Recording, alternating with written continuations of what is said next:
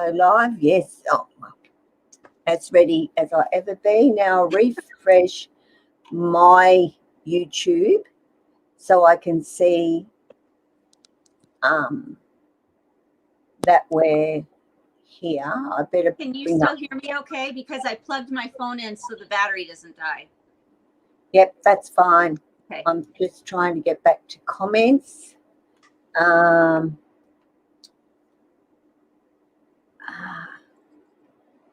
I'm waiting for the live to show up on my channel, but it hasn't come up yet. Okay, BJ's Playroom, welcome and thank you for coming in. Just trying to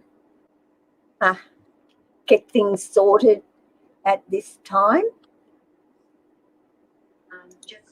And we'll just wait for, a few people to come on in and join us before we start yapping away. And if you have any questions at all, just let me know. Okay. So I opened it up on my other device and I can see us. Cool. I'm opening mine now on YouTube, but my thing is being rather slow because I've got so many things running. It's just going round and round and round because I've got two screens. So it's getting there. The chat's in there, but the video's taking a little while to. So you'll have to watch the chat since I'm on my phone. I can't, it's hard for me to see the chat. No worries. Jimmy's here. Hi, Jimmy. Jimmy came in last week when we did the live and I totally missed him because we were so busy talking and yapping and I missed that he was there. Natalie Prado is here. Good evening to you and of course welcome to the stream. Oh, you muted, Laurie. Oh, I did because there was a little bit of commotion here for a second. Oh, okay. Okay. So I may mute and unmute at times if the noise gets too bad. No worries. No worries. Well, actually, that's probably a really good idea because, when my dog starts to bark, it's like thunder going on in the house and, So there are 14 dogs here, plus an intern working out with the horses and my husband going in and out. So we could have a lot of noise. Okay. I actually, I kind of book myself in at this time with all the family and the kids and say, okay, I'm doing a live stream at this time. So get your butts all organised with water and food and snacks and stuff so you're not coming into the kitchen, opening cupboards and plates clanging. And so I said, I'm booking this time to do the live stream. So they've all gone off to their rooms to do something. So that's good. Okay, we've got 3 people here at the moment. Well, there's 7 watching. So, put a comment in and just say hi and let us know who you are, or if you're just going to sit in the background and watch and listen, that's fine as well. And of course, Noah has to come in and poke his head in. Hello, guys. He's exhausted playing basketball this morning, so he came home from basketball. He had to start training at 7:30, and they train for an hour. Then they play their game for an hour. So then he came home and just laid on the couch, and next minute he was fast asleep. So he must have had an exhausting game, I think. So, I just thought this subject, even though I've spoken about it before and I have done a video about it, it's continuing to bring it up and refresh people and remind people, about it actually existing, because I do know I've had many say to me, no, they do not. Oh, hi, Will. Thank you. Hi, Todd. I've got your T-shirt all ready to go next week, so it'll be on its way to you. Todd won one of my T-shirts in a raffle thing that was going on, so I've got to send that next week to him. So it's just like it's something that I know that what I said last time, about the desensitization, the importance of that being a part of their life with us, or what we do for them. I also believe that emotions are equally as important, and probably every subject that I discuss is going to be important in having reptiles in our life. And that's what I want this to be about. And we're kind of on the offbeat rather than within that. Hi, Mark. Oh, greetings from Los Angeles. Welcome, Mark. So we are offbeat. If you look at a lot of videos, it's not really spoken about, it's not discussed, and neither really is desensitization. So I want these to be out there, and I want people hearing it and listening to it and understanding it, and why I feel it's ultimately important, that people get to understand why we do our videos as we do, because we feel it's the best for, we're doing it with snakes. We're not doing it with lizards or turtles, but it resonates with turtles and lizards and across the board with reptiles. So, and I think too, when I think about the dogs, it's okay. I'm going to close my blind because I'm not really good with bright light with my eye. I get headaches. But so I'm bringing up subjects that many people do not believe are necessary or are. And a lot of my videos that I do, sometimes I do videos that are just, okay, my snake's out and enjoying this and doing that and having a good time or whatever.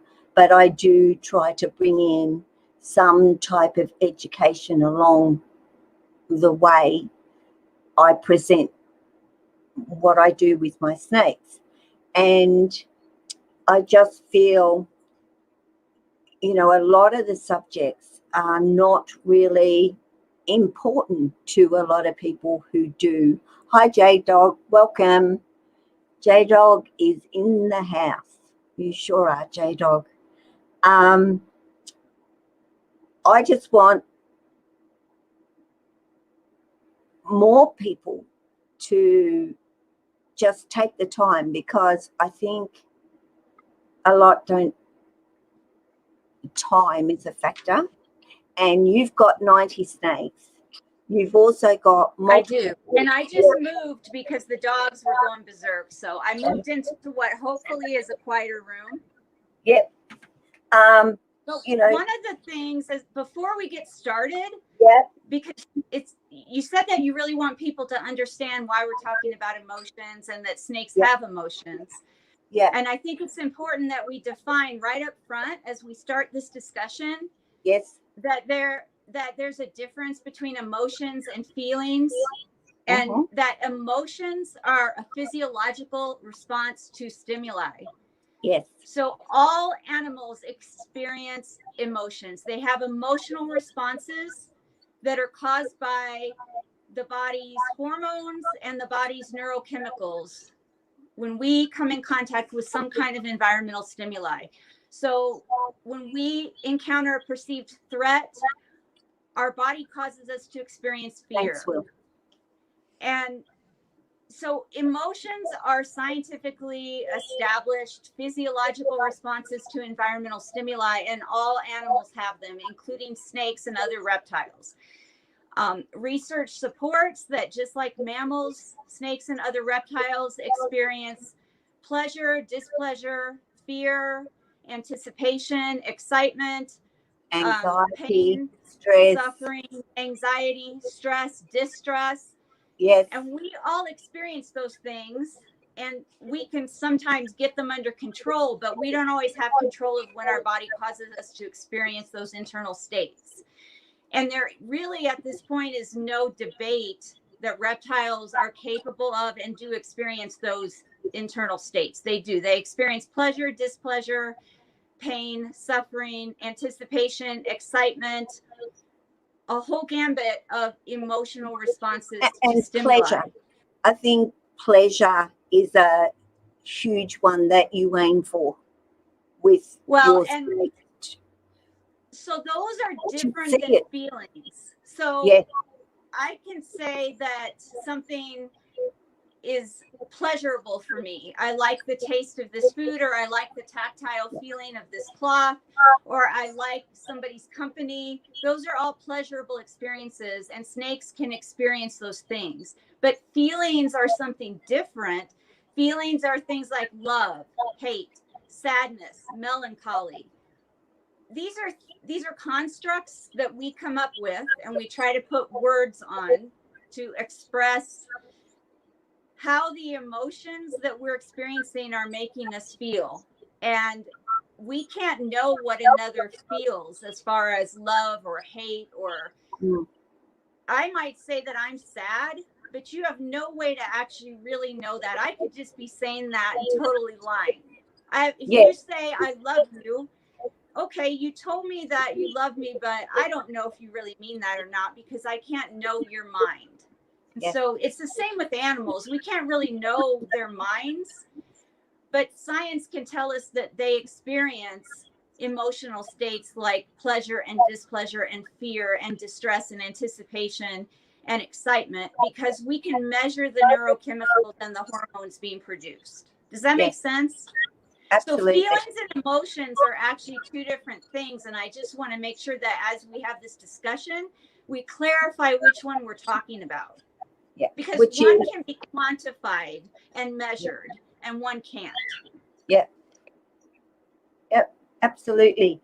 And the problem is that too many, it's I can never say the word, physiological. Physiological rather than mental. The mental stim, yes. So, but it makes it something that does exist, and we can't ignore that it doesn't exist with reptiles. And we need to be willing, if we're going to keep them in captivity, to remember this in having them in our lives, which is, you can pertain it to people say snakes don't need space, right? But they've got an enclosure that it can be huge.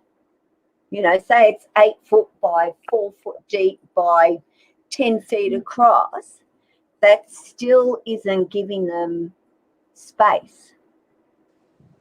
And they need more space, but we keep them confined. And it's our job to offer them more space. Well, I think the key word isn't so much space as freedom, as the opportunity for freedom. Which gives them space. I do have snakes. I have a couple in this room that are pushing on the glass right now. They're two West Papuan carpet pythons. But I guarantee you, if I open the glass, they will not come out. No, but they want the door open. Right. They will just sit there on the threshold for however long they want, and eventually they'll turn around and go back inside. So it isn't that they wanted more space, but they wanted the freedom to make the choice to remain there or come out. Yes. And, you know, I have to write things down because my brain does not retain anymore. It did once upon a time, but not these days. But, you know, ultimately, you know, it is about maximizing their welfare in captivity. And that's what we need to think about, maximizing, not minimizing in captivity. And we strive to do that. We all can't do it. You know, some of us are not in a position to be able to do that. But yet I can then bring it back to seeing, for example, Laurie, who has 90 snakes to take care of, because all I ever hear is, oh, well, I've got 100 snakes to take care of. I can't do that, right? But not all 100 snakes will want to come out. You will have a percentage that love it and enjoy it and want to do it. And you'll have a percentage that go, nah, that's kind of not my thing, but I would like you to open the door. You know, I'd like to smell the fresh air. I'd like to sense all those wonderful things that are out there, but I'm not really overly interested in coming out, though one day they might surprise you and just decide they're going to come out. So, you know, I don't want to bring up this subject in any way to condemn breeders at all. It's not what this is about. But if you go by the studies that I've read on it, it does and would have a really big impact on the pet trade if all of this is founded as such, and there are things that are, and put into place that must be if you're going to keep reptiles in your life. So you shouldn't be able to keep them and treat them as if they don't have emotions, as if they don't have emotional lives, because research supports that they have emotional lives, meaning that they are capable of and do have internal states of being related to environmental stimuli. And that does include pleasure and displeasure. And it includes things like anticipation and excitement. And it definitely includes fear. And those are things that can actually be measured through the neurochemicals in your brain and through the hormones that your body is producing when you're experiencing those things. And that's really not debatable. Now, what feelings are being emoted as a result of those emotions, we can't know. I can't know what my snake feels or what my snake's thinking. I can't know what's inside their mind, but I can know that they can experience pleasure and displeasure, etc. And we can say things. We can't maybe say, "Oh, I know my snake loves me," but we can certainly say, my snake likes me because my snake comes to me. My snake crawls onto me. My snake will crawl out under my hand. So animals go towards things they like and they avoid things they don't like. And it really comes down to things as simple as that. So if a snake finds something pleasurable or they anticipate that it's going to be reinforcing in some way to do a behavior or to be in a certain location, they're going to do that. And it's logical for us to say they like that. They like swimming. They like coming out of their enclosure. They like mice better than rats. They like these things because we can observe their behavior seeking these things out. Yes. But what we can't say is, oh, my snake loves me, or how we can't really say how my snake feels about stuff, but they definitely have emotional lives. And I think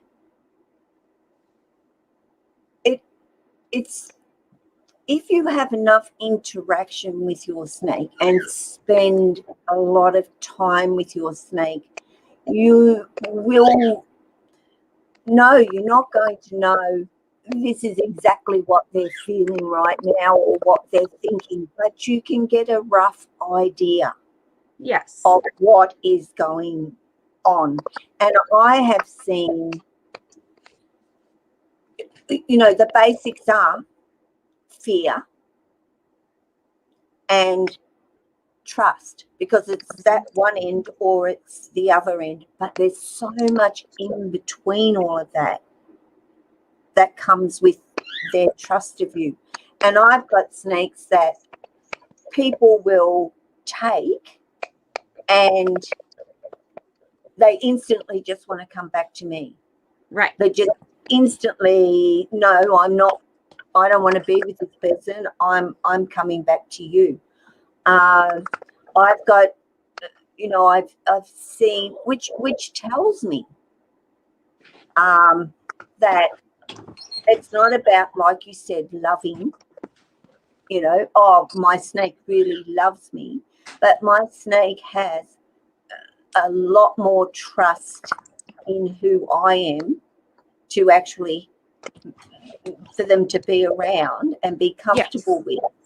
So your snake can certainly like you because they can find you pleasurable to be around. They can find you reinforcing in that they associate you with good things like food, like freedom, like warmth, like maybe they like your smell, like all of these things are positive experiences that they're associating with you. And so you can certainly say, well, this snake likes me because it comes to me, and it wouldn't come to me if it was fearful of me or it found me displeasurable in some way.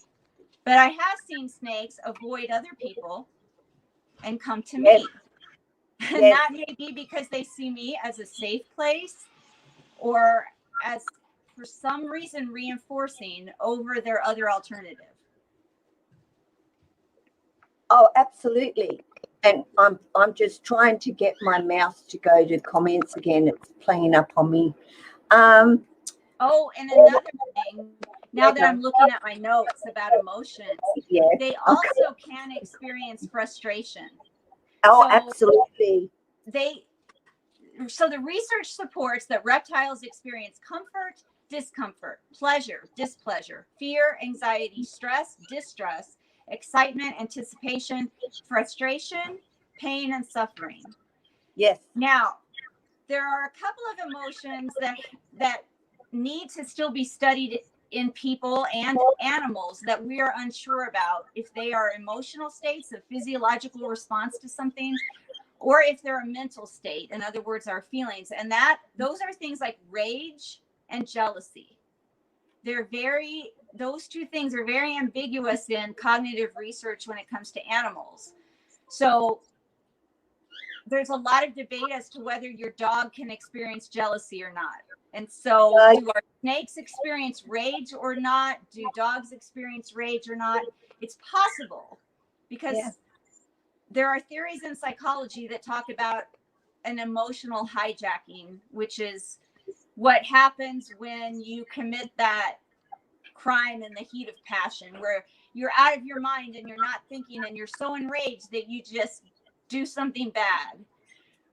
So do reptiles and animals experience that? Is that a real thing that humans experience, or is it an excuse as to why we do some behaviors? And that is still being studied in animals. Yes. Well, you know, often I have seen my dog react as in what I believe to be jealousy when, you know, I had Molly around and I had the two dogs. If Molly came to me to get a pat or a hug or whatever, you know, Jed would come along and get his nose up under and push her, you know, get off, Mum, I want all that love and that pat. So you know, my brain automatically goes, he's jealous. That's jealousy. But there may be an evolutionary adaptive reason why animals behave that way. And we call it jealousy, because we have a feeling that we associate with that, but it might actually just be a survival mechanism to guard resources that are important to that animal. Yeah. It may be a form of resource guarding. Yeah. Yeah. That and is another protecting territory and protecting the resources that it needs to survive. Yep, absolutely. And territory is a big one with dogs. I've seen that with every dog that I've had in my life. So, but you know, I was going to bring up a video for people to watch, and I didn't get around to actually grabbing it, but I can give a scenario. Oh, hi Tosh, hi Chris, hi Justin. Thanks for popping in tonight. I know you guys have been live for a while too, so you must be exhausted. Thanks, Tosh. It's great to see you here. So there was a situation where two snakes, and we're talking about Argentine boas, that had lived together all of their life, house together, male and female, and I'm not sure of age, but getting on in years, and had never bred, you know, though they could have, I guess. And I'm not sure on, you know, whether Argentine boas are a lot older when they breed than a lot of other snakes. I'm not up on that at all. But one of the snakes, the female, she became ill. Yes, she was older. I'm thinking up to 20 years old or something, but she developed a really a respiratory infection. And anyway, she came good and she seemed fine, and then she passed away. So that left the male, and he just went into total, hi Lorga, really, all the way from Russia, dropping in. Thank you, Lorga. Okay, I'll just show this. Resource guarding. You are a resource to your animals for their survival in captivity. Exactly, Natalia. That's what we are. And why I think they're so faithful, apart from I could put a few things in there for them being faithful to us, but they are very much like that. And anyway, the surviving Argentine boa went into grief mode. And I am talking total grief over the loss of his female that he'd lived with for 20 years, you could say. And watching him now, big snake, they lived together, so they never came out because they got so big in the end that it was unrealistic to try and get them out of their enclosure. And they were quite big. Huge enclosure, huge outdoor enclosure that they could go out to if they wanted to, or be in the inside one. So they were comfortable. Anyway, my thoughts were when I watched, and this is, of course, Carla from One Soft Kiss with her two Argentine boas, and she did a video with Grumpy, and honestly, she thought he was dying, that he was ill. Something was very, very wrong with him. And, you know, I just made the comment and said, he has lost his friend. So it's the only way I can, say it. He's lost his friend. There's no comfort there for him anymore. He needs you. He needs you now to take the place of Nosy. And the only way you're going to do that is get him out.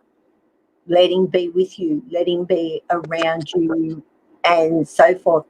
So her daughter's partner came around and they got Grumpy out. And the first time he literally just curled up. There was no, like, she'd lift him up and he'd just fall his head down. He wasn't interested in looking around or doing anything. And you could see I was worried, like, this is not right. This is not Grumpy at all. He curled up beside her. That's what he did. He curled up right as close to her as he could, and he went to sleep. And that's where he stayed for hours.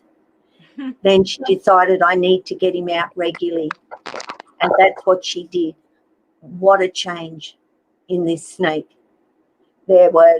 You could see the life back in him, the curiosity coming back.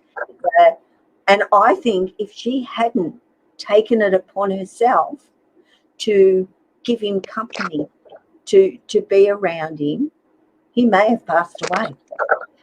Well, see, in that case, that particular snake obviously found something pleasurable and reinforcing in the presence of another animal, and whether that can be explained by the tactile sensation, by safety. For whatever reason, that animal felt reinforced and safe and comforted by the presence of another animal. And when that other animal was gone, there was a loss. And now the animal is feeling displeasure and is feeling discomfort and is maybe feeling not safe. And so those things can all be measured.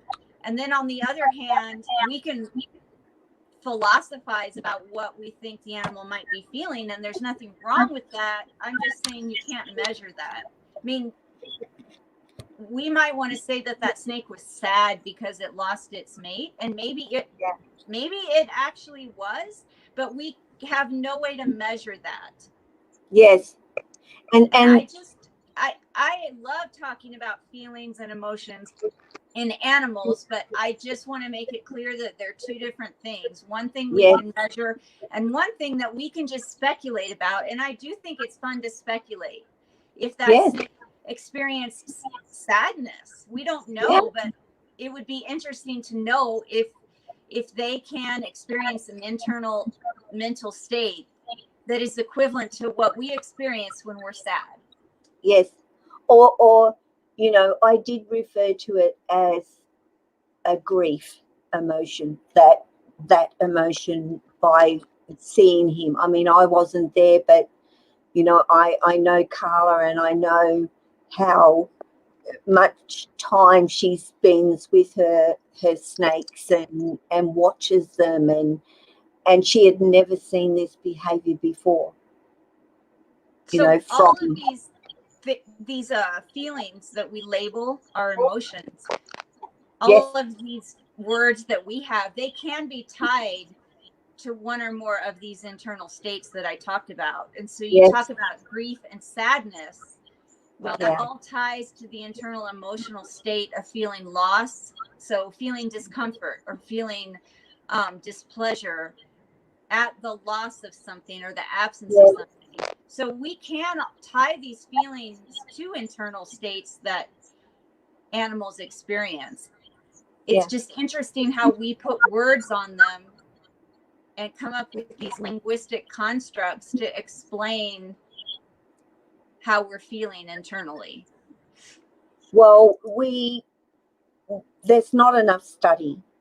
There needs to be more study in this particular area to find out the more about it. Like, I did post 2 studies in the comments if people want to look them up. One is on the reptile brain structure, and it details exactly how snakes' brains are structured, which are basically just like ours. They have all the same or homologous parts as other mammals. They're not different. But there's an actual paper that details the structure if you want to read it for yourself. And then I posted another paper in the comments that was actually a study done on Python Regis. so royal Yes. pythons or ball pythons, on how their brains produce dopamine, which is a neurochemical that we associate with pleasure, with seeking and anticipation and excitement. And it's also the chemical that helps us avoid aversive stimuli.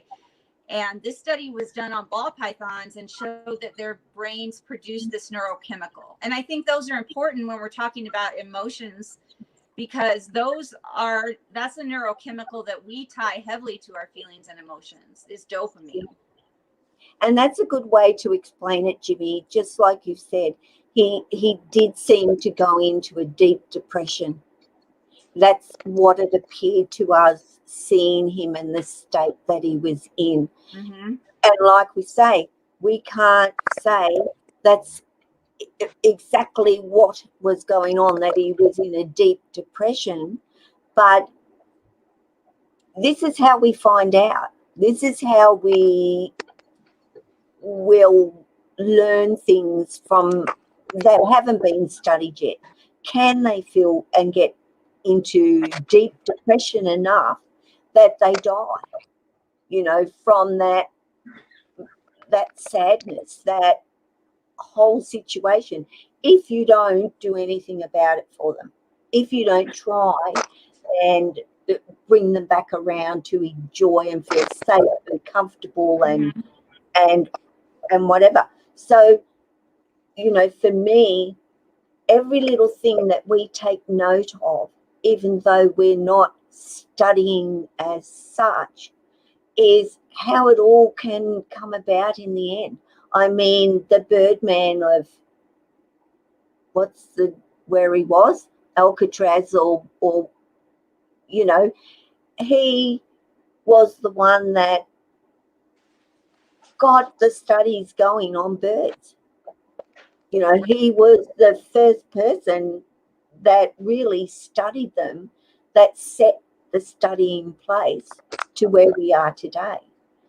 Because nobody up until then had even bothered with a bird. There is a researcher that I think as early as the 1970s was studying the rise of emotions in vertebrates. And did some studies that determined that it looks like emotions and emotional states arose within reptiles. So reptiles, mammals, birds experience emotional states. And I can post his name and some key words in the comments in case people want to search for some of his studies. But he has done a lot of studies on emotions in reptiles. And it's very interesting to read the studies, and they're very methodical. And it's not studying feelings, but it's studying whether they experience pain, pleasure, displeasure, comfort or discomfort, and things like that. Anxiety, anticipation, things that our body has a physiological response to because of something that happens to us in our environment, in our world. Yes. When we experience something bad happening to us, our body has a physiological response, and certain hormones and certain neurochemicals are going to be elevated when we're experiencing that. And that does happen in reptiles. It does happen in other animals. Absolutely. But it's about keeping it out there for people. It's about, like I said to you, it's all about getting people to think beyond those basic needs that people give their snake and think that's adequate and that will do. It's understanding that no, that is not enough. Is your snake happy? We can't ask the snake, oh, are you happy with that environment? But because there's no reaction from that snake one way or the other, they seem to say they're happy. Yes, but people mistake lethargy or learned helplessness or a depressive state as contentment, and it's not the same thing. You can measure whether your snake is content or not versus whether your snake is lethargic conditions to of the abnormal environment. stimuli affecting it. You know, Yes. you can look and see if your snake is exhibiting stereotypies, which are things like nose rubbing, glass surfing, edging the enclosure, pushing on things, exhibiting sort of panicky or frantic behavior in the enclosure. So that's one extreme where you're going to see a lot of hyperactivity and hyperreactivity in your snake because it wants out, or because it doesn't have water and you didn't give it any, or because there's a lack of something that it needs, and it's getting distressed because it can't have freedom or it doesn't have water. And then there's that opposite state where no matter what it does, it hasn't changed anything. It hasn't been able to satiate that need. And so it enters that state of being lethargic, or it just gives up and now it's in a state of learned helplessness. But absolutely, some keepers, I think, are mistaking that state of being lethargic and just giving up as, well, my snake is content and my snake is fine because it's just sitting there. It might be just sitting there because it's lethargic and it's in a state of learned helplessness, which is not fun. No, it's not fun for the snake at all. They are in a constant state of learned helplessness. They want, but they've just given up on the want. And that, for me, like, does make me sad. Like, I can't help it because my animals get to come out and enjoy the freedom, and I recognize their wants. You know, you say that there's a learnt helplessness that sets in with snakes when you've not interacted or offered different things or so forth. But, you know, when you say they're rubbing on the glass, they're pacing their enclosure, you know, defining the fact that our snakes do that. You know, my snakes do that. But I know my snakes are actually doing that, so that I will see that they're doing that, and I will open their door because they are telling me, I've been stuck in my enclosure. I want to come out now. And they're not doing it because they're stressed or the environment's not right, which, as we know, can be reasons why. I know that my snakes just do want to come out and climb and spread out. But if you didn't let them out, you could measure their distress at not being let out. So and I've seen that your snake was asking to come out and you didn't let it out. Then you start to see behavior that indicates distress. Yes. And you could then measure hormone levels and neurochemicals that the body typically produces when it's in a state of distress or extreme stress. And you could tell that the snake at that time was distressed. But you can also see it in the logic of their behavior. If the snake is asking to come out and you don't let it out and it gets more and more amped up and it starts pacing more and more, it's obviously getting more distressed. But if you open the door and let it out and all of that behavior stops and the snake goes and rests somewhere or sits somewhere to look around and is now very calm and seems comfortable and relaxed, what does that tell you? A lot. It does.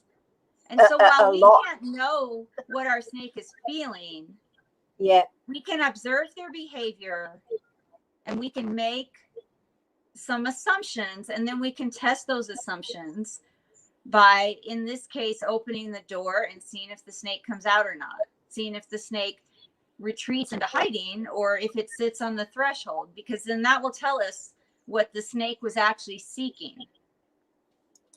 Or seeking, wanting, same thing. But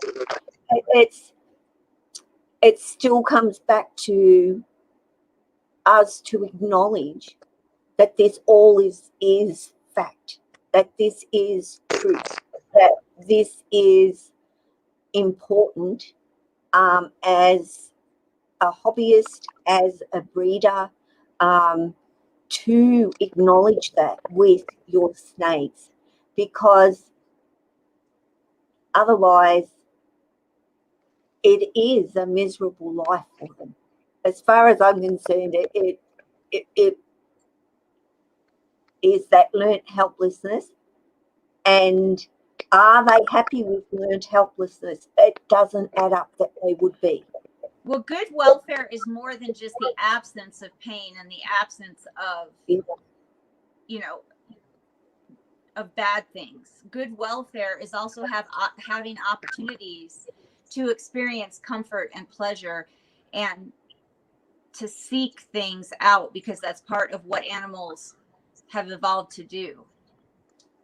That's why foraging behaviors and hunting behaviors are so reinforcing for snakes, because when they're hunting and foraging, chemicals are being produced in their body which cause those emotional states of excitement and anticipation.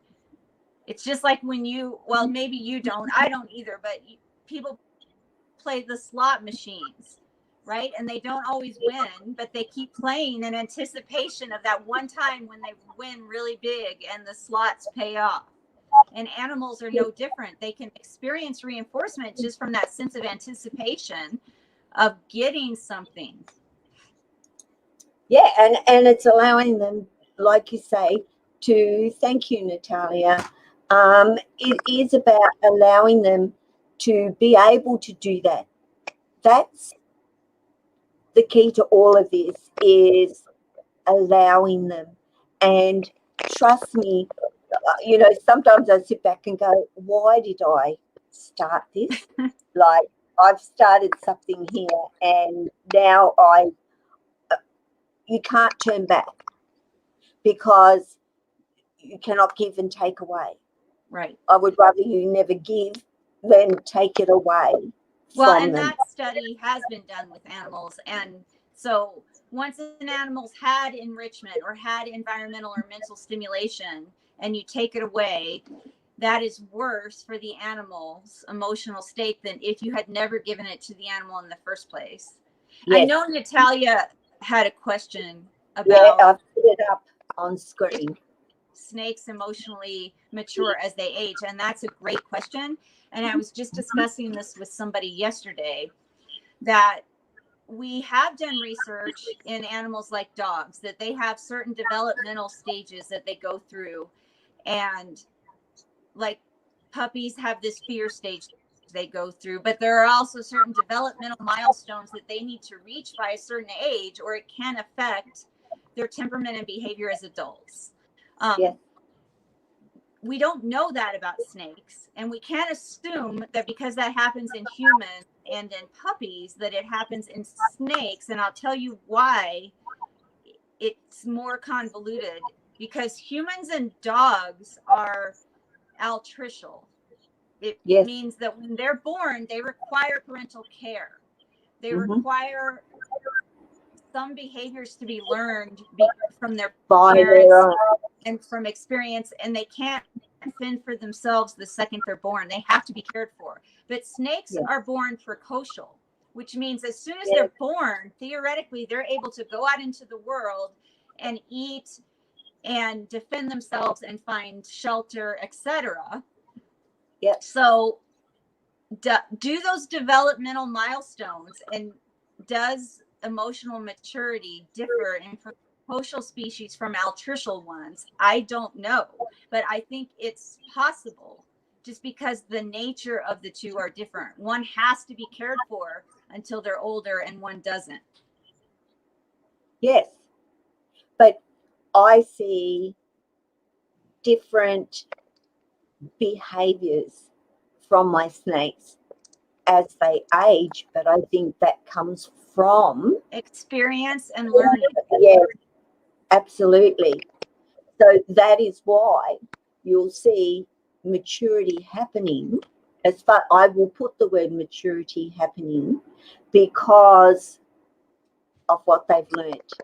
Now, my question is, and I don't know the answer to this, or that if anyone has researched it, but do snakes have more neuroplasticity at a younger age than at an older age? I observed that the baby snakes learn more quickly and are more easily trained than a snake that comes in here that has lived in a tub with no environmental stimulation and is 2 or 3 or 4 years old. They still learn and they still change their behavior, but it takes a lot longer than the baby snake that comes here at 8 weeks old or 7 weeks old, and I start training from day one. Yes, you do. You do. And like I said in the previous stream, I wish I'd been, you had your channel 10 years ago when, I started with all my babies but I'm willing to start now. I'm willing to put the time in and the effort in to do this with my older snakes, because I know that they're going to be capable of doing it. I've just got to have the patience and stick with it and teach them, because I think it's, some people look at it and think, why do you want to do that? That's not normal for a snake to do. That's not a part of their life if they were out in the wild. Nobody's target training them and whatever. No, because don't need to do that. But well, it's not normal for them to be in a cage either and live in your house. And so you have to do things with them under captive management to help them live better lives under captive management. Oh, I absolutely, and why I'm doing it, and why I see the positive in doing it. And not only that, but it gives my snakes new thought processes and thinking. They have to think, and I'm keeping them learning, and that stimuli has got to be good for them, and it's a part of enrichment.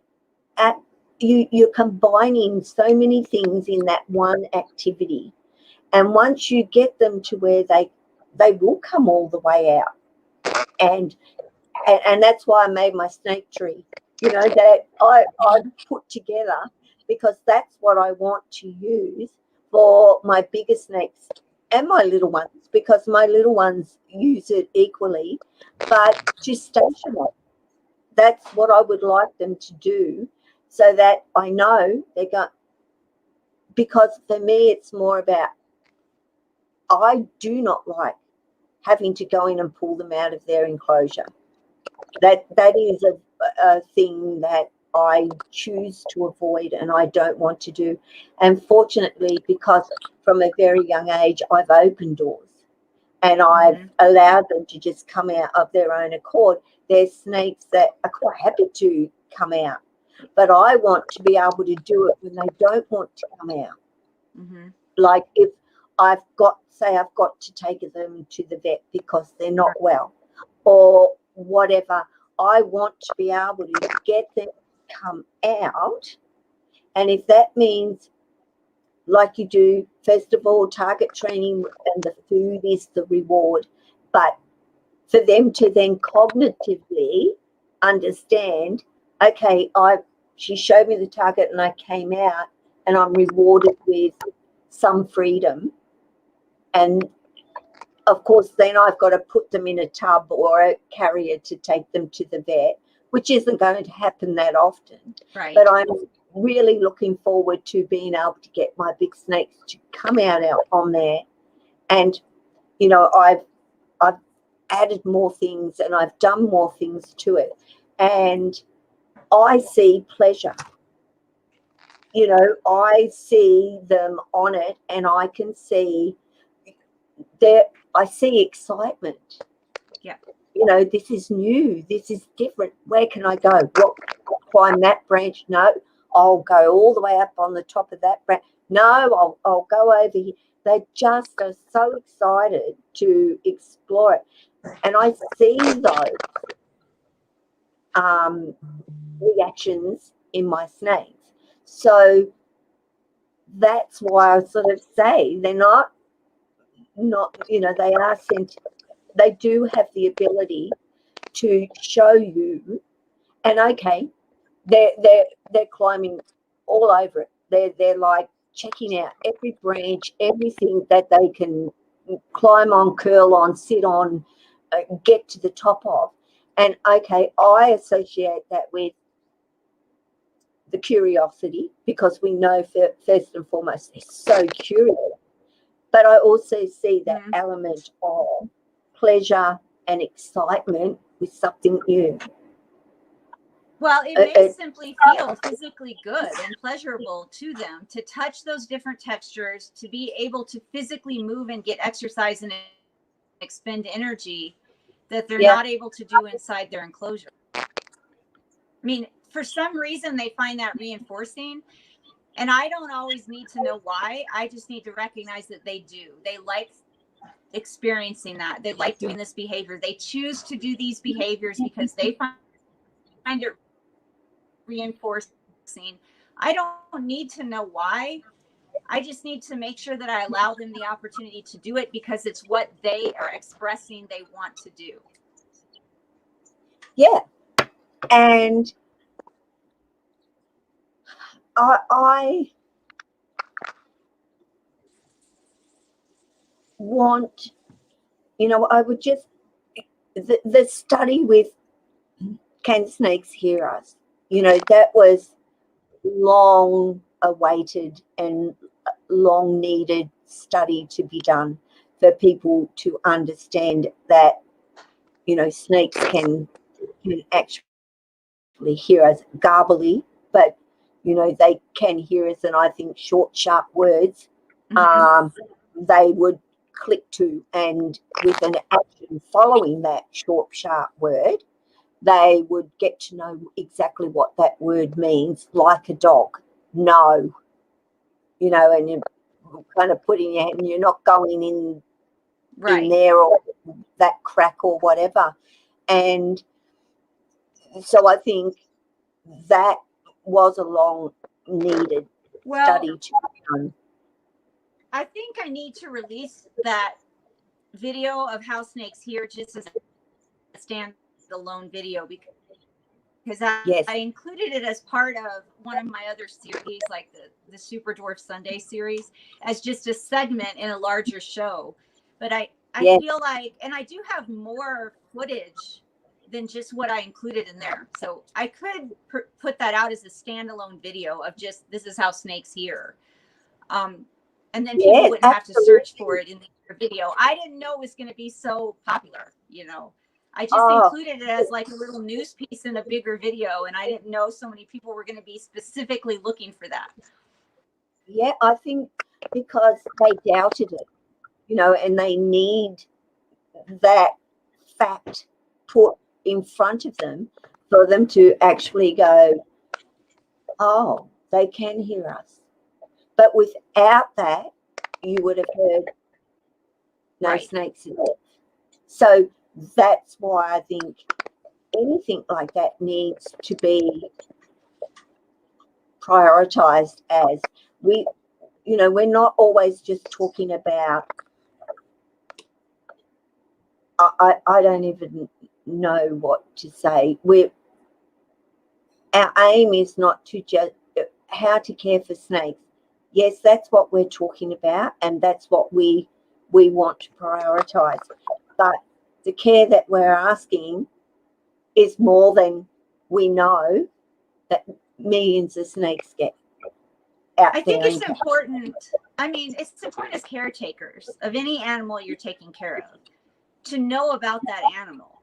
And I encounter so many people who keep snakes who don't know how they hear, don't know how they see, don't know what emotional states that they're capable of experiencing, don't know how their brain is structured, don't know what hormones or neurochemicals their bodies produce. They just don't know anything about the actual animal. And all of those things can tell us a lot about how to interact with that animal in a smoother way. Even if you are a keeper that doesn't get emotionally attached to your animals or isn't thinking of them in that manner, it's still going to make it easier for you to take care of them if you know these things about them. if you know what's going to just make every interaction that you have with them go smoother, if you're aware of how that animal perceives the world. Yeah. I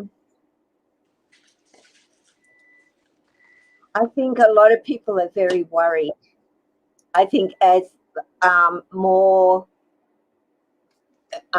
things, more studies are done, more papers are written, the pet trade, you know, that angle of it, sit and worry a little bit about, you know, what is going to be asked of us to be able to keep snakes in our life as we breed them, and that is our business. If there's going to be a certain criteria for breeders and a separate criteria for hobbyists that we're so called, although having 90 snakes I wouldn't call hobbyist at all.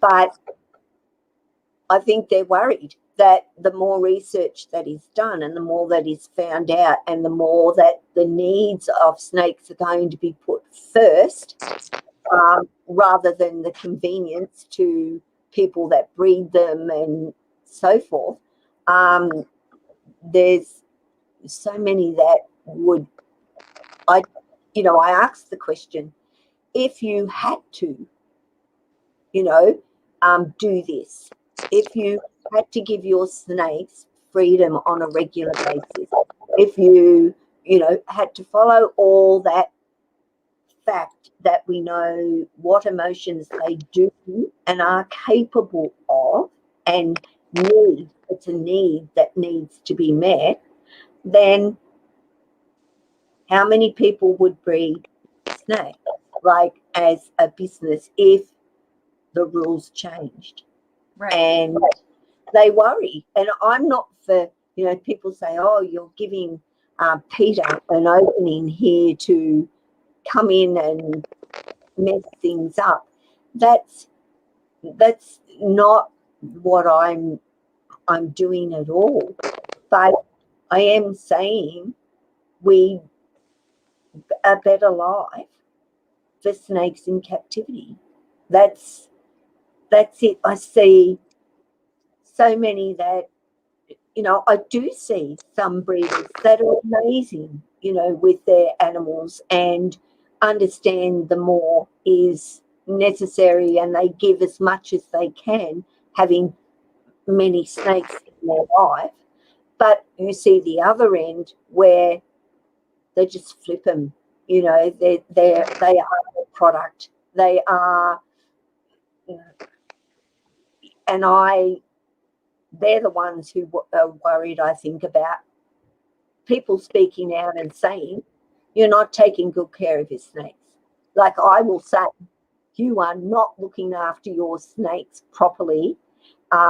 They are in learnt helplessness, and it is a terrible state for your snakes to be in. Oh, but they're eating and they're eating and they're pooping and they're peeing. Well, yes, because that's all there is. Well, it's just like a puppy mill. It's like when people have puppy mills where they're just breeding these dogs and these that never get out of cages, and they have racks and racks of cages with dogs in them, and they're just producing all these puppies with no thought to the animal's welfare at all. That's what some snake breeding reminds me of. Yes. And it's a bit of a taboo, it's a bit like don't, they live, their tubs are clean, they've got fresh water. That's all. That's it. And besides that, ball pythons spend their life virtually living in termite mounds, but no, they don't. That's not true. That is false. And I hear that all the time. They're always hunkered down and snuggled in shelter somewhere. And that's don't give me that bull. I just posted 2 links in the chat for people. One is an image, an MRI image of a snake's brain, and it's actually of a ball python's brain. It's a photograph. And then the other link is some videos that these people are doing some studies on brains and cognition and neurochemistry and neuroanatomy, but they use some snakes and other reptiles in their studies. And so there's MRI video images of snakes' brains and lizard brains. And so I posted those links in here. It's fascinating to look at them, but it clearly shows all of the brain structures are there that other vertebrates have. And so part of the problem I have with people in the reptile community is this research. Oh, sorry. The studies that I've posted. Yeah. Some of the studies that I have found are from the 1970s, the 1980s, the 1990s, that detail how snakes' vision works, how their ocular structures function, that details how they hear, that details how their brains are structured and work. The information is available, and people just aren't reading it, and they're not learning it, and they're not sharing it with other snake keepers. Yes. And that's pretty much why not?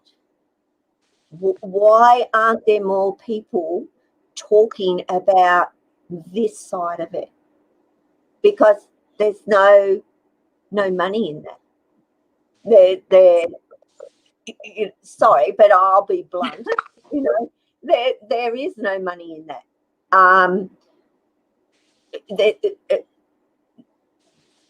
There is the breeders and there is the hobbyists, even though I see hobbyists still have a lot to learn, some, not all. And I think hobbyists are more open to learning and do not play the ignorance role that I see with breeders. If I don't know, then what I'm doing is fine. If they found out that what they're doing is not fine,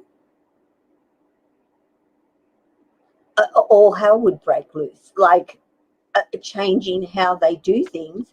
Well, how do you do that with 90 snakes? My point is, well, go and have a look at Laurie Torini's channel and see her with 90 snakes and what she offers them. Because if she can do it, they're all in enclosures. They're all in environmentally stimulating enclosures, and they all have the opportunity for time out.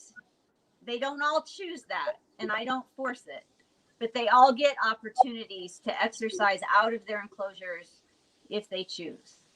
With the exception of 2 Darwin carpet pythons that I have that are wild, that I can't let out yet. Now, maybe someday I can, I hope. I'm working with them, but they're wild and they can't come out right now. But those what reaction snakes are in huge enclosures. They're in huge enclosures that are way bigger than they are, because I know that right now I can't let them out. So they have an enclosure that's not just their length, but that's longer than they are, so that I can make sure they have space to exercise and move around and change locations and things. And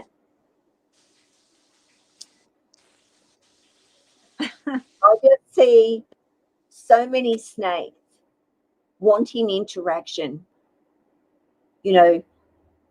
but their behavior is being read differently.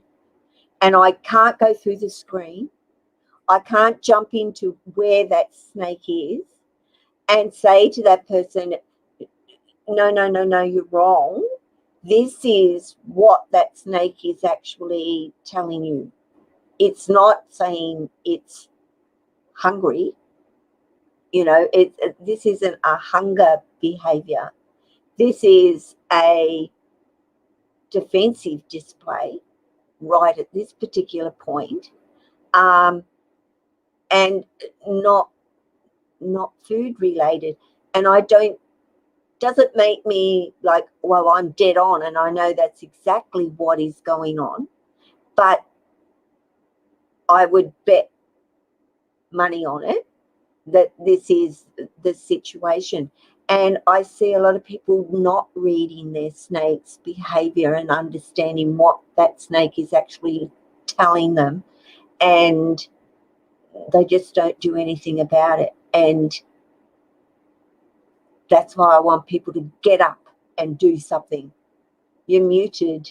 Did I mute you?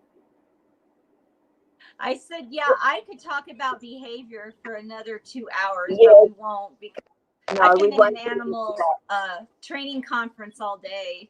So I promised my husband that we would keep this to 90 minutes. But I'm always doing continuing education. And this year, well, last year and this year, I've had a lot of opportunities to do that continuing education and earn those continuing education credits through virtual conferences. And so for all day today and the next 2 days, I'm in a virtual animal training and behavior conference where I'm trying to keep up with best practices and learn more about this field, these two fields, training and behavior. And I love it. And I love that reptiles and snakes are being talked about more and more at these conferences, and they were talked about today in the conference. Yeah, we'll answer this question and then we'll finish up. Can you read that, Laurie? Oh, yeah. How do I think temperament relates to emotional states? Well, they're obviously related to each other. So an organism of any species that's born with an innately nervous temperament is going to reach those heightened emotional states sooner than an organism that's born with a confident temperament. So all animals are born just with certain temperaments, and that's due to genetics and in some cases perhaps epigenetics. But we're all born with just the tendency biologically to be a certain way, shy or confident, super nervous or really chilled, easily frightened or really bold. So we're all born with these innate temperaments, and snakes are too. And so a snake that's born with an innately bold temperament and with an innate amount of confidence is not going to, you're not going to see such extreme changes between its emotional states as you would a snake that's born inherently nervous and inherently fearful, and that just tends to have that type of personality. That type of snake is obviously going to be more reactive to everything it encounters because it might be a threat. Now,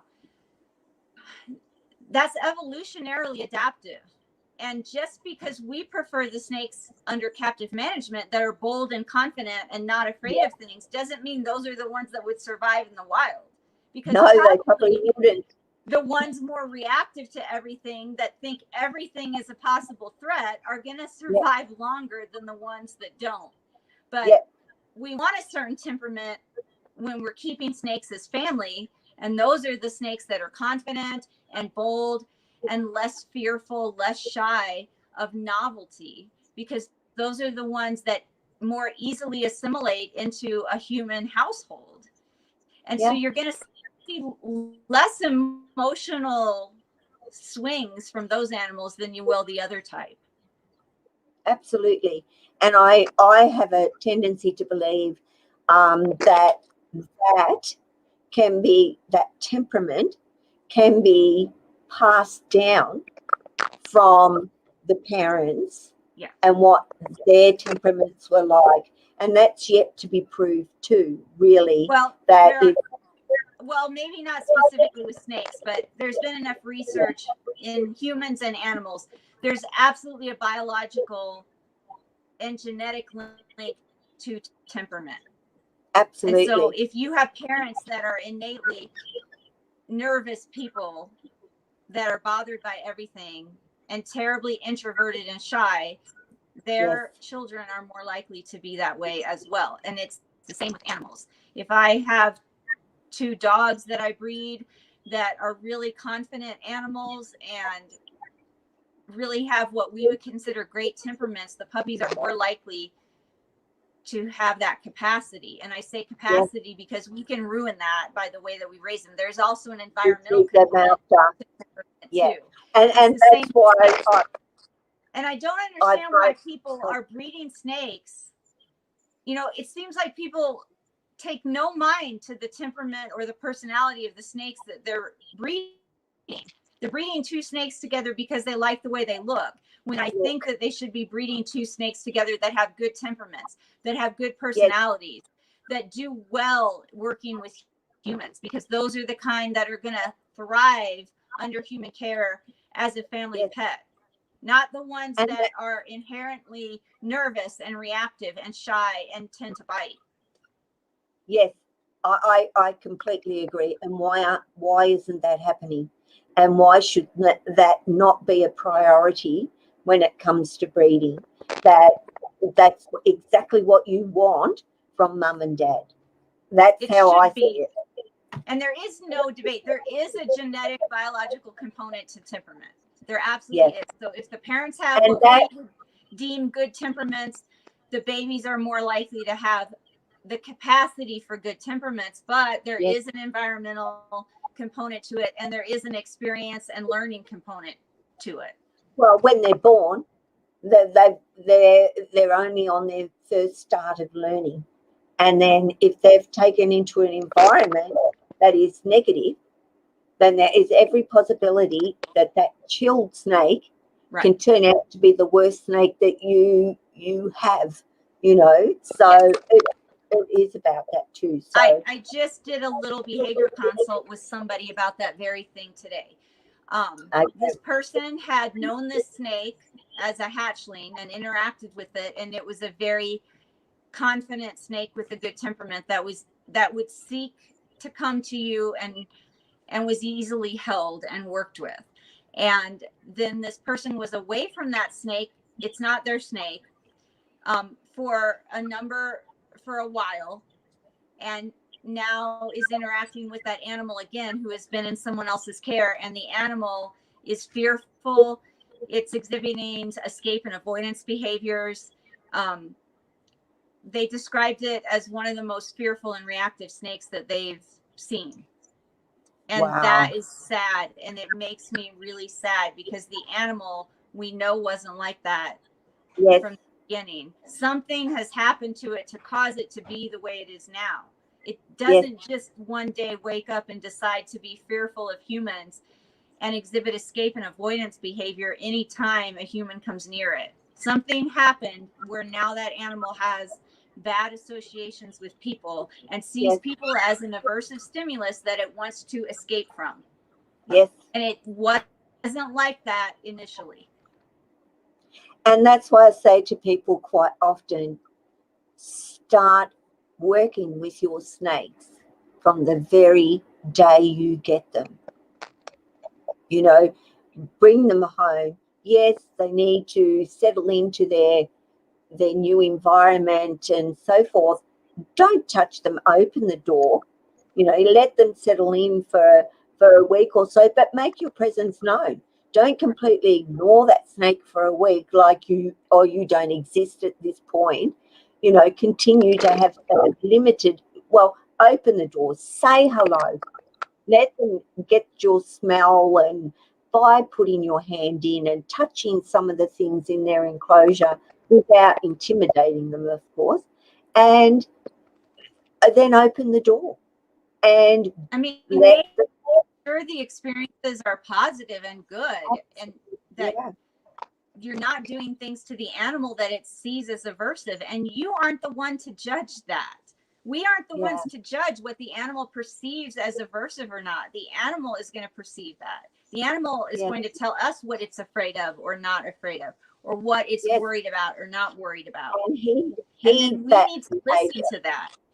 Mm-hmm. Yes. And I often also tell people, you know, they seem to think, bring them home, wait for a week, let them settle in, and then offer them something to eat. For me, I like to offer them something to eat the day I've put them in there, you know, give them the day in their enclosure, and then that night I will offer them food to see if they want to eat, because I think one of their, you know, what they're thinking is there food here? Am I going to get something to eat living here? And I think once you've given that, they've had that meal, you've alleviated one stress, and that just follows on from there. I tend to do that too. I offer it pretty soon, like right away, because I want them to feel confident that they don't have to worry about a lack of resources. Yes. Where they're at. Now, if they choose not to eat it, okay, that tells me they're pretty stressed and they don't want to eat, and that's fine. I mean, it's not wasted food. I have cats that'll eat the rodents, and it's not wasted. So I always offer. But it can alleviate some stress. I mean, research on wild snakes that have been relocated or translocated say that there's a high mortality rate for many reasons. And it's because snakes get used to a habitat area. And when you take them away from that, it is distressful to them. And many of them die trying to get back to their old range. And they don't know where to find food in the new habitat. They don't know where to find shelter. And so they don't end up surviving. So when we relocate them under captive management, how do you think that what emotions do you think that they're experiencing? They don't know where they are. They don't know where to find food. They don't know where to find shelter. Nothing is familiar. Mm-hmm. They might be trying to get out of the new enclosure and back to the old enclosure that's familiar to them. And so I think anything we can do to alleviate that stress, like offering them food to show them there are resources available here, you're not going to starve. I think that's fine. Don't force it. But I've had many snakes willing to eat the day they get here. Yeah, me too. I've never had one that, you know, I've always had them eat the day they've arrived, basically. And I then know they're comfortable. Well, they've got to be comfortable. They're taking a meal. Right. So everything must be good in their world right now, and I'm doing what I think is right by them at this particular point. But as I go along, I learn I need to change this. I need to do this. I need to put this in, you know, something for them to climb on. You know, as they grow, you grow with them and do what you need to do for them. I mean, one of the signs of stress, of severe stress, is that they don't eat. So if they're willing to eat, if they eat the day they get there or the next day, then that tells me, obviously, I'm sure they're experiencing some stress, but the stress isn't to a point where it's distress because they ate. And that goes back to they were distressed. And I think that goes back to the temperament of the baby that you bring home to. You know, you've got those bold, confident snakes that will eat for you. The ones that are fearful and afraid are less likely to want to take anything on that first day. So it is like going in and picking a puppy. You know, there's always that puppy that just sits over in the corner and won't come anywhere near a human. And a lot of people are drawn to that puppy because they feel sad and, oh, this poor puppy. And whatever. But there are some behavioural issues that there are. Have to, you can help that puppy. Like, you can help them improve, and you can build their confidence, but they're never going to be as confident as the ones born innately confident. So everybody's born with a certain temperament tendency, a certain tendency to have a certain personality, and you can change that through experience and learning, but you can only change it so much. You're not going to change it drastically. Absolutely. So, guys, look, thank you so much for being here. And Laurie, I believe, is planning to do the next live stream on her channel. We're looking at February. Laurie will be in touch. I think it's at the 9th of Yeah, I'm looking at my calendar. I'll look at a date in February to do a live stream on my channel, and you'll have to show me how to do it. Yeah, no worries. But the subject and what Laurie does want to discuss, which I'm thinking, oh my goodness, okay, this will be good, is the training session that I did with my snakes, and Laurie's going to have another guest on, yes. Liam, who also is training his snakes as such. So Laurie is going to look at that and have some comments. So we're going to be what do you call us? Guinea pigs? Yeah, guinea pigs on this. So, well, it will be because that was the first time I'd ever done it. So no, it's going to be just, I want to ask you two, both of you, some questions about what your first experience was like. First of all, I'm going to ask you questions like what made you decide to start training your snake? Yeah. You know, so what were your expectations and how did the first session go? And then we'll talk about your first session and Liam's first sessions, and I'll just give some little pointers and things. Cool. And I'm really, really looking forward to it. I think it's a discussion that I would enjoy. So, stay tuned for that, and I will be helping Laurie set it all up and send out some notifications and let everybody know. So, thank you, Laurie, for this, and lots of wonderful information there that I'm sure people, will get the right idea.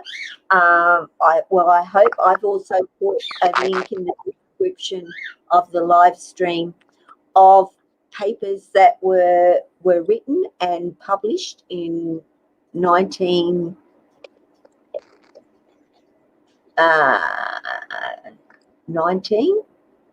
So I don't know if the live chat stays with the video after. It may not, but I just posted a few resources in the live chat, but I have pages and pages of resources on reptile cognition and training and physiology. So I'm always happy to share those. Absolutely. Look, even if you sent them to me in an email, and I can go in and edit the live stream description and put them all in for people. I will. When you do that, when you put a link in, I must say, for something to read or whatever, I save that, and I have a file of all the different things that you've sent and the studies and what they're all about, so that I can just click on it and open it at any time and sit and read it. So keep on putting those links up, because, and even though I will never talk the scientific, whatever, and I'm just a layman, I'm a person that loves snakes, and I want others to learn and do wonderful by their snakes. Laurie has the study and is studying all of this so that she can tell you the facts of what she knows and put it in words that I could never, ever use in my entire life unless I did the study. I keep it to where, you've got to just heat this up and make sure it's just nice and warm, because they like it warm, and then you give it to, that's me, very simple, very what it is, straight to the point person, but I love hearing what you have to say, Laurie, myself personally. And hi Hen Kid, it's lovely to see you too. And I want to get it out there and having you available, because it is about women talking snakes, and I think we do it differently. We just do it differently because we do have an attachment to our snakes, I think. We see them as individuals, and we fall in love with them as individuals, not just another snake. They are a personality on their own that we want to get to know and enjoy and learn about. So, and it doesn't matter if the snake loves me back. Like, maybe they do, maybe they don't. I can never know that, but it doesn't matter to me. I love them, and so I'm going to do everything I possibly can to give them the best lives that they can have in captivity. Yep, and that, like I said, is because we love them, and we don't love them for anything other than their individuality when they come into our home. There's no purpose, there is no gain, there is no nothing. They become a part of our family, and that's what we want our snakes to be, is family. And we offer everything that we would offer family, where they are entitled. They are entitled to it and should be getting it. So, Mark, but I don't think they're doing it for you. They're doing it because they can. You are facilitating it, but they're doing it because that's what they want to do. And that is exactly what it's all about, what they want to do, not what I want. That's true for everyone. We do things because it makes us feel good for some reason. You know, organisms are selfish. I mean, we do things because it makes us feel good. Sometimes we do things for others, but ultimately it still makes us feel good to do that. So the snake will do things because it's what they prefer. It's what makes them feel good or feel reinforced. And a lot of times I think they just see us as a means to get out of their enclosure, to get to food, to get to things that they find pleasurable, and that's okay. We all do that. Yes, and of course we still do things that we don't want to do, and we're not very happy about it. And trust me, a snake will let you know if you are forcing them to do something that they don't want to do. They will react in kind. So be aware of that. And you need to understand that they have a right to do that, instead of, oh, my snake bit me. Well, why? I always ask that question, why? Because there's always a reason behind a snake biting you. I had to move the rats out of this room, and I've put them over in the lounge room because Jesse was right on them. They were right there, virtually 3 feet from his door. And Jesse has been the most chilled snake that I've the only unchilled snake I have is really Tessa. But Jessie has never been one to show any defensive behaviour or a tendency to bite. And I opened his door and he was perfectly fine. Like he'd been around the rats and he'd climbed their cage and smelt them and couldn't care less.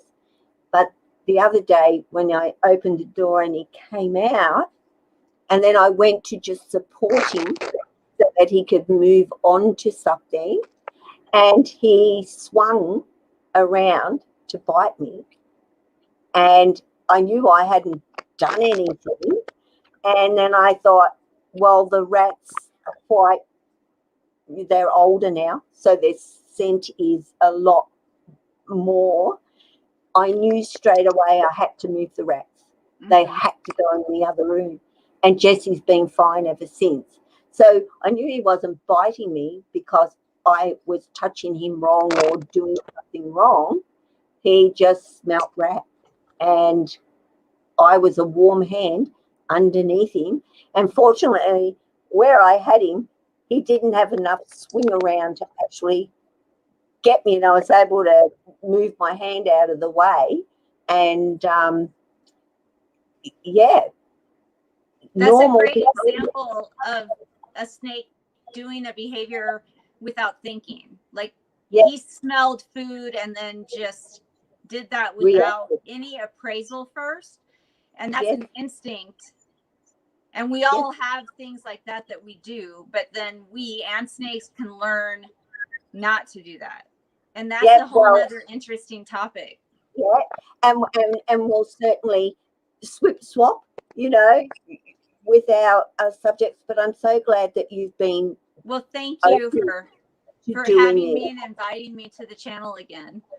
Oh, look, no worries. I feel more, I guess the word is, for me, having somebody that has the experience and doing it and so forth, come and join in and want to do this, want to share all this information with people. That's amazing to me, and like I said, I'll never be able to say thank you enough for being a part of Women Talk Snakes, because I didn't want to do it on my own. Like I did not want to do this by myself. I've been doing it by myself for years. I want support on where we're at and what it is that we're trying to get across to people. And the more women I'm talking about, and I want to get men too, to step up and say, that's exactly what I want to do with my snakes as well. I just don't, I know there are men out there like that do, but I think women have a different way of doing things just naturally. It's just maternal, whatever that we have in us. I don't know, But anyway, I'm going to let you go. Okay. Look out for Laurie's live stream that's coming up. There will be alerts. We will let you know. Appreciate everybody that was here today. I hope that you've learnt more about this. There is a link in my description. I have put this link before, which is Given the Cold Shoulder. And it will tell you a lot as well. This paper was written in 2019, so it's fairly recent study that was done. Go through and take a look at it as well. Put it to the side one day when you've got nothing to do, read. And Laurie's link. Say goodbye. Yep. Bye all. Take care. See ya.